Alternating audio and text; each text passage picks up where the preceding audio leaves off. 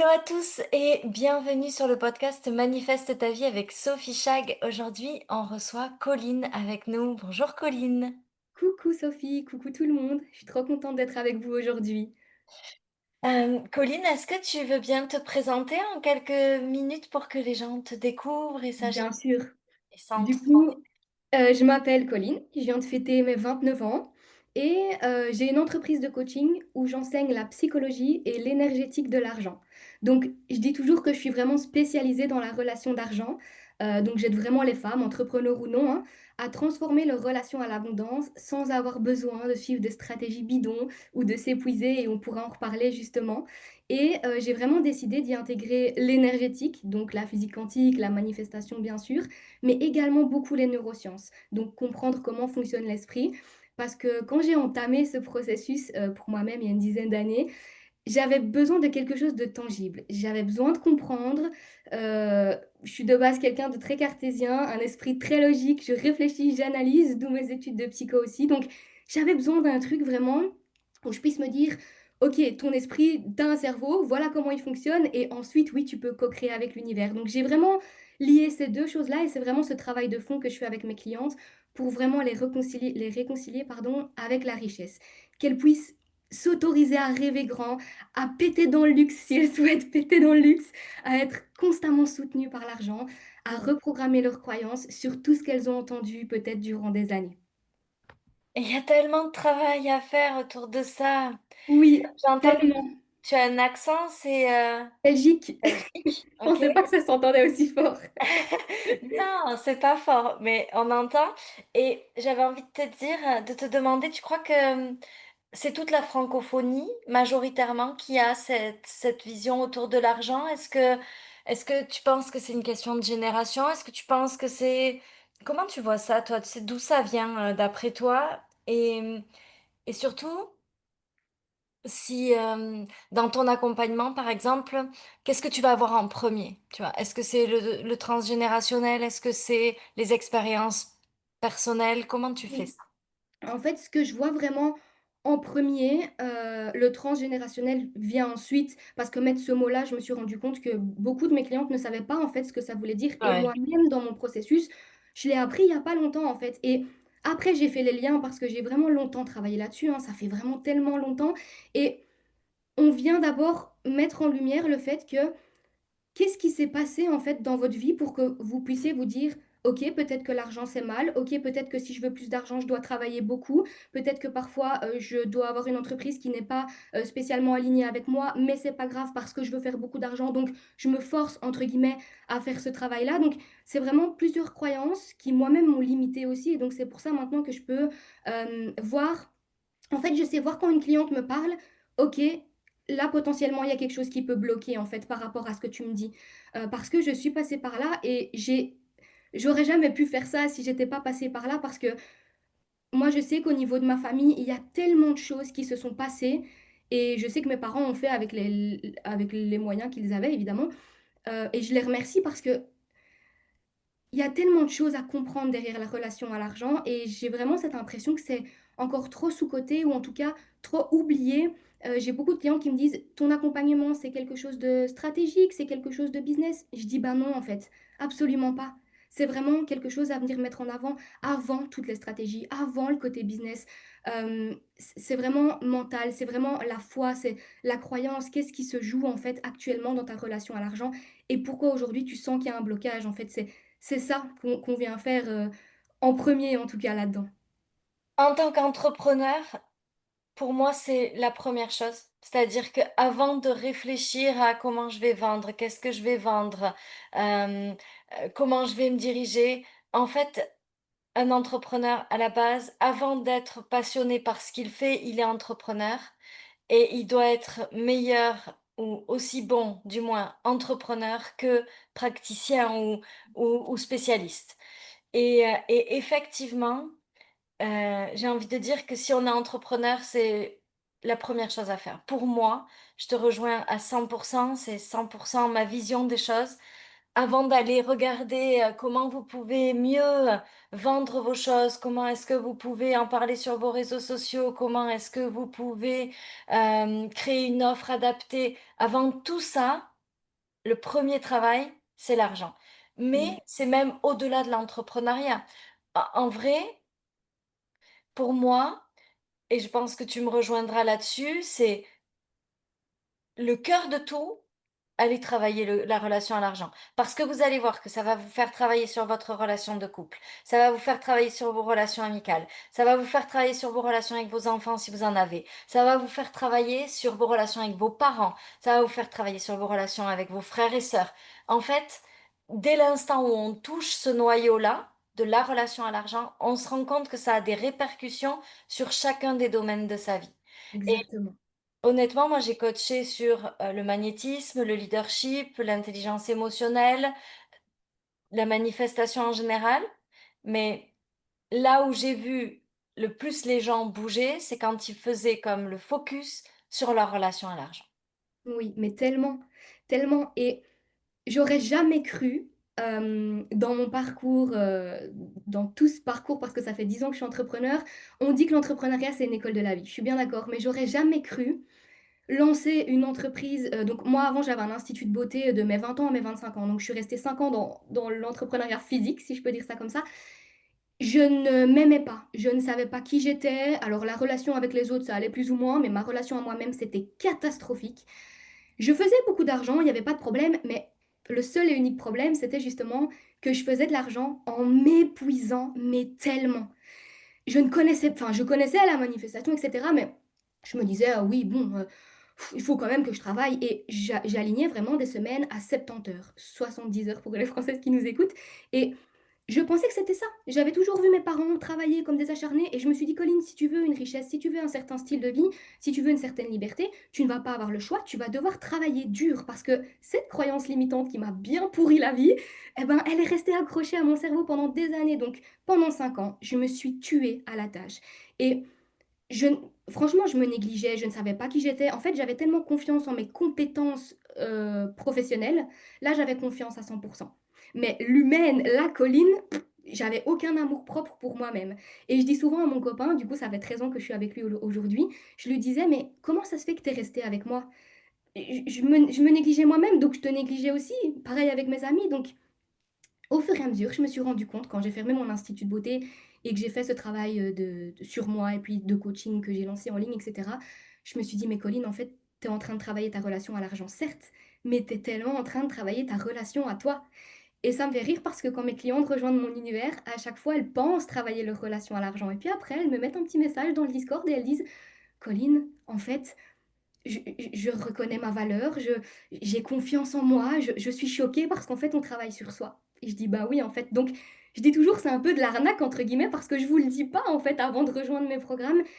Mais c'est tellement... Je sais qu'il y a plusieurs chemins pour travailler sa confiance en soi, sa relation à soi. Mais moi, ça a été ce chemin-là, en fait, de travailler d'abord ma relation à l'argent, qui est venu mettre en lumière, en fait, mon amour propre.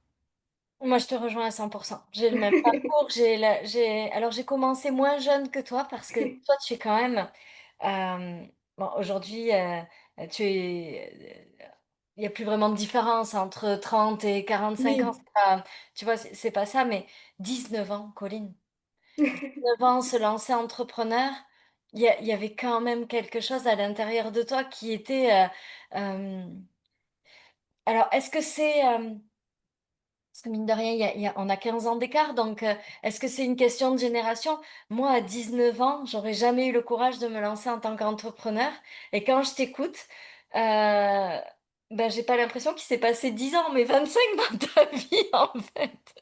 Bah, tu sais, du coup, moi, j'ai été mise à la rue par ma mère à 17 ans. Donc, ça a accéléré le processus, si je peux dire ça comme ça. Hmm. Et pour la petite histoire, j'ai fait des études de psycho, j'ai eu mon diplôme et j'avais une place toute faite dans le salariat, ma maître de stage. Après mon stage, j'avais fait un stage avec les patients, justement, qui étaient accros aux jeux d'argent. Donc, on recevait des personnes et dommage que j'avais pas toutes ces connaissances. J'aurais encore plus kiffé. Mais bon, chaque chose en son temps. Donc, je Oui, touche un petit mais peu à tout tu ça as vu comme ça se rejoint quand même. Moi, je trouve à ça fou. 100%. C'est un truc de dingue. Je te Si on laisse m'avait dit ça il y a continuer. 10 ans, j'y aurais absolument pas cru. Donc, j'ai fait ces études-là et ma maître de stage m'a dit, Colline, écoute, il y a une place pour toi. Et je savais que j'avais un truc à faire avec l'argent. Je le sais depuis que j'ai 9 ans. Je le sais, j'ai un truc au fond de moi, mais j'arrivais pas à mettre de mots dessus. Et les gens me prenaient pour une folle aussi, évidemment, donc j'ai un peu laissé ça de côté. Et je dis non, en fait, j'aime la psycho, il n'y a pas de souci et tout, mais je voulais le faire autrement. Je ne savais pas encore comment j'allais le faire, du coup, je ne savais pas du tout que j'allais être là-dedans aujourd'hui, mais j'étais pas prête, j'étais peut-être jeune, j'avais aussi beaucoup de choses à régler côté familial aussi, comprendre d'abord moi ce qui s'est passé, pourquoi ça s'est passé comme ça avec mes parents, pourquoi je dois subir aussi des choses difficiles à cet âge-là. Donc j'ai dû me gérer seule, gagner mon propre argent seule, avoir mon appart étudiant, payer mes études, enfin tout ça. Et puis c'est là où la manifestation est vraiment rentrée dans ma vie en premier lieu parce que j'ai fait une demande à l'univers, honnêtement, je m'en souviendrai toute ma vie. J'ai une mémoire de poisson rouge, mais ça, j'oublierai jamais. J'étais en pleurs et je disais, allez, s'il te plaît, je veux pas travailler pour un patron. Je sais que j'ai des choses à accomplir. Donne-moi un métier passion qui me permette d'être ma propre boss et qui me permette de contribuer. De la manière dont tu le souhaites, mais donne-moi ça. Et quelques semaines plus tard, je suis tombée sur une publicité d'extension de cils dans le domaine de l'esthétique. À l'époque, ça venait de sortir. Moi, je suis un petit mec manqué, genre je faisais du sport à l'école, j'étais pas du tout dans l'esthétique. Donc je me suis dit, c'est bizarre. Et de fil en aiguille, ben, je suis tombée là-dedans, littéralement. Je prenais des clientes après le travail, après mes études de psycho, pardon. Et c'était en fait un job étudiant, c'était un travail que j'ai développé. Et je suis restée 5 ans là-dedans. J'ai ouvert un salon plus grand, un centre de formation. J'ai travaillé avec des collègues et tout ça. Tout Et ça après, en faisant tes études de psycho. j'étais sur la fin de mes études de psycho. Et quand j'ai eu mon diplôme, je me souviendrai vraiment, en fait, avant d'avoir mon diplôme, j'ai lancé cette activité pour voir si j'allais aimer.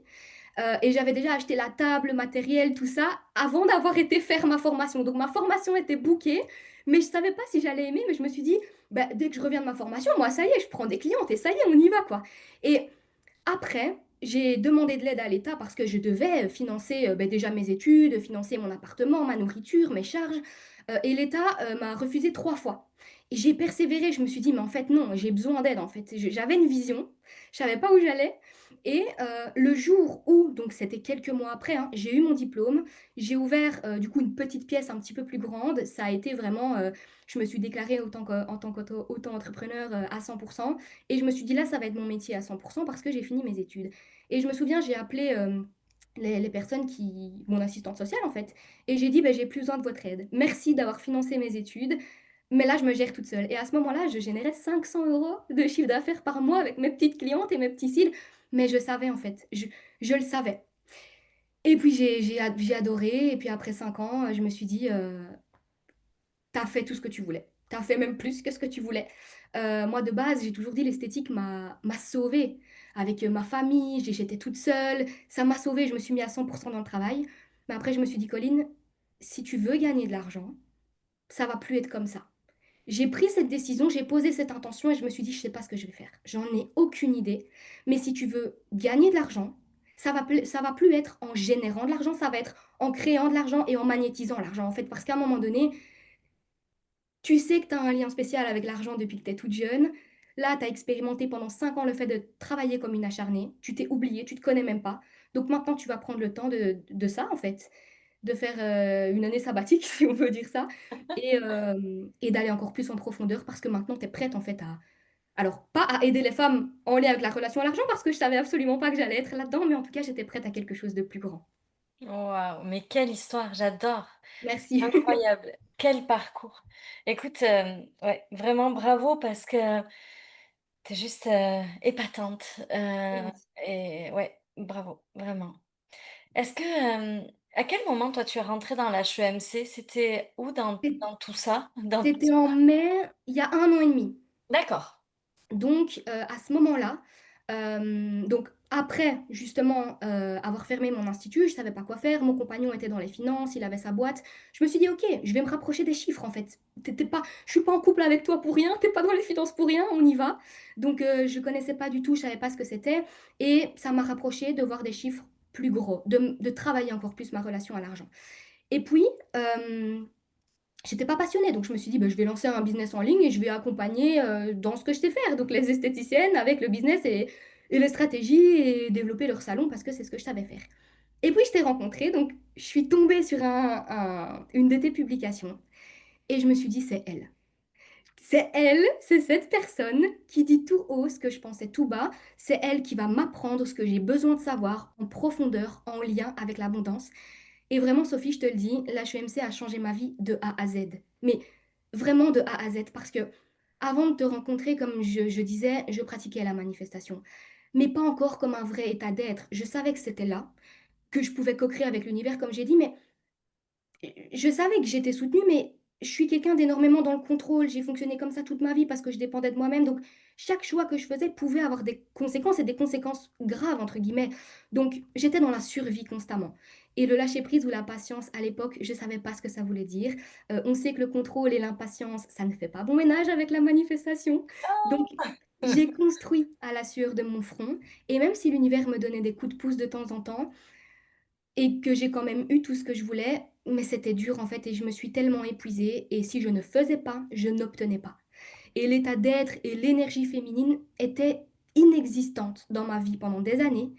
Et puis l'HEMC m'a montré tout ce côté que je ne maîtrisais pas. Le détachement, lâcher le contrôle, faire confiance même quand on ne sait pas à qui faire confiance, comment ça va se passer, pourquoi, à quel moment.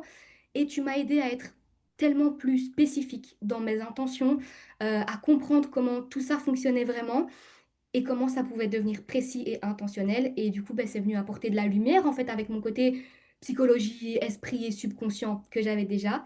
Et j'ai décidé en fait de lier les deux et d'en faire mon métier parce que c'est tellement complémentaire. Et moi, je sais que c'est puissant parce que je l'ai vécu. Donc, l'HEMC, vraiment, ça m'a ouvert des portes. Ça m'a fait gagner 10 ans, voire 20 ans. Vraiment, honnêtement. Mais c'est incroyable. Et tu sais, ce que je trouve fou, c'est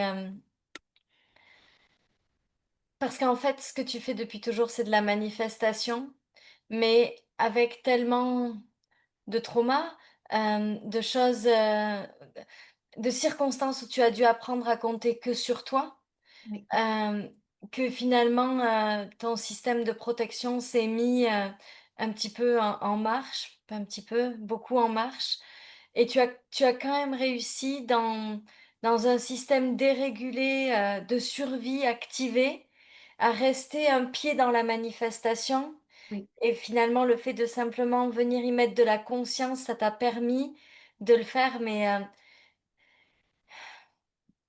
tu sais, ça me fait réaliser à quel point même quand parfois on peut être dans le contrôle ou dans l'énergie masculine parce que c'est la seule façon qu'on a oui, appris, oui. hem, il y a il y a quand même toujours cette part qui dort à l'intérieur de nous. Oui, exactement.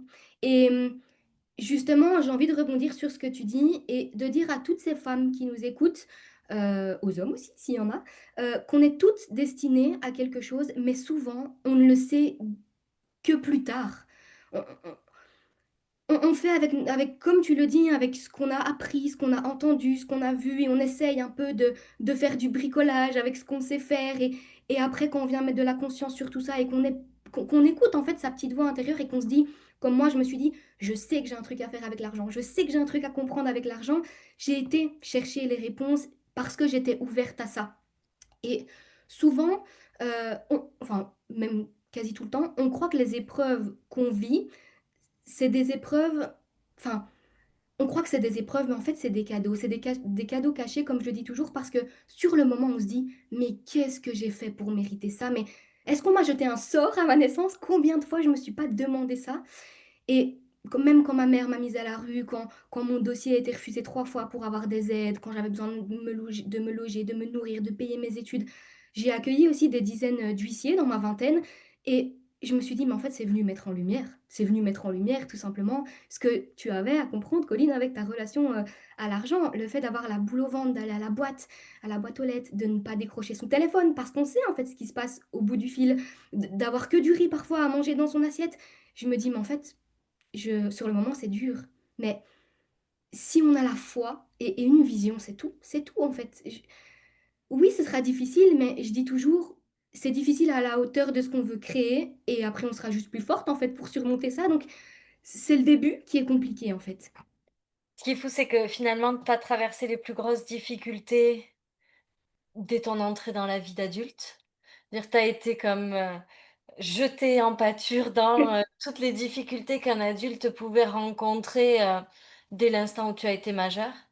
et finalement, ça a été tes plus grands cadeaux parce que ça t'a Mmh. permis d'expérimenter toutes les peurs de suite C'est et ça. probablement d'aller tu sais, quand je crois quand tu as 19 ans, 20 ans et que, tu peux survivre à ça, ben, en fait, tu te dis: «Mais en fait, j'ai plus peur maintenant, j'ai plus peur de perdre» et tu sais Oui, ce que la phrase fétiche, c'est un peu, «Tu ne peux gagner qu'à la hauteur de ce que tu es prêt à perdre».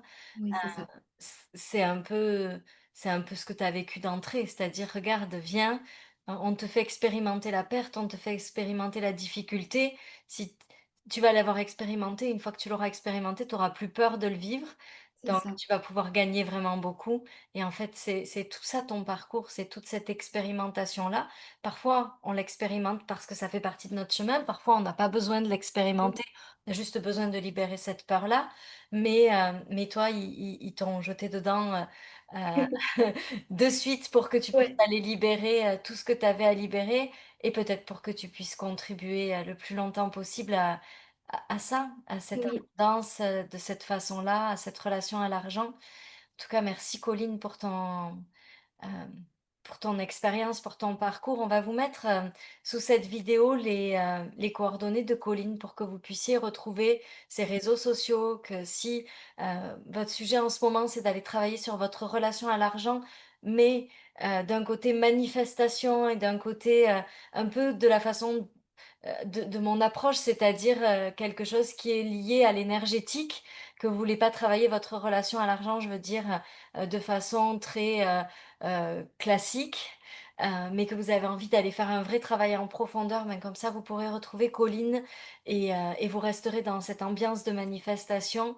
et c'était aussi, tout le but de ces interviews, c'était vous permettre de rencontrer des gens qui vivent, qui ont chacun leur spécificité, chacun leur domaine de compétences, mais qui l'expérimentent depuis cet espace de la manifestation parce que, souvent, les gens viennent me voir et me disent: «Sophie, moi j'ai fait l'HEMC ou j'ai fait telle formation avec toi et ben, si je vais voir quelqu'un et que je veux travailler ma relation à l'argent et que je veux un coaching personnalisé, ben, je vais tomber sur des gens qui vont travailler d'une façon qui est un peu opposée à la tienne et du coup, je me sens un peu perdue parce que je sais plus trop quelle est la vérité et mon but à travers ces interviews, c'est aussi de vous donner, des liens avec des gens qui fonctionnent comme moi et vous allez pouvoir vous retrouver dans la continuité en travaillant avec eux, et leurs spécificités et leur domaine de compétences spécifiques, mais en restant connecté à cet esprit énergétique et cet esprit de manifestation. Donc Colline, vous exactement. la retrouverez sur ses réseaux sociaux. Merci Colline pour ce moment, merci pour ton chemin, merci pour ton partage, merci pour ton parcours, merci d'inspirer, les jeunes, les femmes, les gens qui ont aussi peut-être connu ce genre de difficultés dans leur, début d'âge adulte, pour pouvoir, leur dire: «Hey, c'est possible, je l'ai fait et je crois vraiment qu'on peut tous le faire». Mais c'est ça et je voulais te remercier Sophie pour cette opportunité aussi et cette idée que tu as eue de pouvoir justement montrer aux femmes que peu importe le parcours qu'on a eu, hem, tout est possible. Il y a pas besoin de ne pas avoir de croyances limitantes parce que de toute façon c'est pas possible. Il y a pas besoin d'être, issu d'une telle famille, d'avoir connu la pauvreté ou alors tout à l'inverse. Il y a pas besoin d'avoir un critère particulier pour venir travailler sa relation à l'argent, pour venir travailler, sur le fait de se connecter avec la manifestation, à l'énergétique ou venir travailler sa relation à soi. C'est vraiment pour moi, tout part d'une décision aussi et de la volonté de vouloir le faire. Donc, moi, je t'en serai reconnaissante à vie pour tout ce que tu m'as appris avec l'HEMC, et ton programme sur l'argent aussi, bien sûr, parce que, comme je l'ai dit, j'ai gagné 20 ans et ça m'a permis d'être la personne que je suis aujourd'hui. Ça m'a permis d'être alignée à 100 avec mon entreprise de coaching et je me régale, en fait, dans le fait d'accueillir, à chaque fois des nouvelles clientes dans mon univers et de voir à quel point je peux avoir un impact dans leur chemin de guérison avec l'argent et d'elles-mêmes au final. Donc, merci du fond du cœur pour cette opportunité. Merci à toi Colline, je t'embrasse très fort, on vous embrasse très fort. Merci d'avoir passé ce moment avec nous et on se retrouve, pour le prochain épisode de podcast. À bientôt tout le monde. Merci.